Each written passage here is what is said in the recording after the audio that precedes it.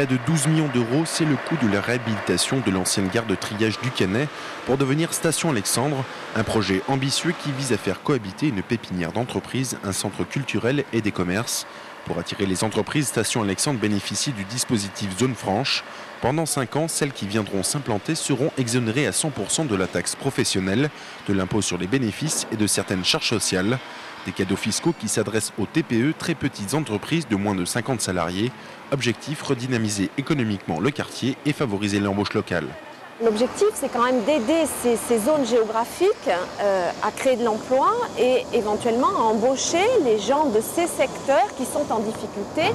En l'occurrence, il y a une clause d'embauche d'un tiers du personnel pour les zones urbaines sensibles. Alors, zones urbaines sensibles, il y en a une dizaine à Marseille, donc il y a quand même une grande partie du territoire qui est concernée par cette possibilité d'embauche de personnes ayant besoin d'emploi.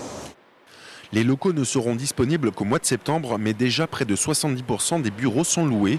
Le loyer est de 200 € du mètre carré par an, un prix très attractif au vu du marché. Les entreprises espèrent profiter de tous ces avantages pour se développer. C'est absolument nécessaire aujourd'hui pour développer l'entreprise.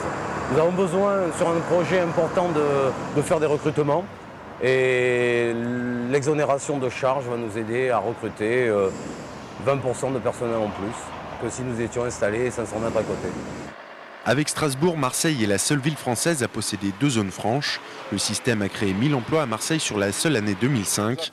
En visite sur le chantier de Station Alexandre la semaine dernière, Dominique de Villepin a assuré que l'extension du dispositif zone franche au quartier Malpasset était en projet. Dernier préparatif pour l'équipe de la Société des Eaux de Marseille avant le départ pour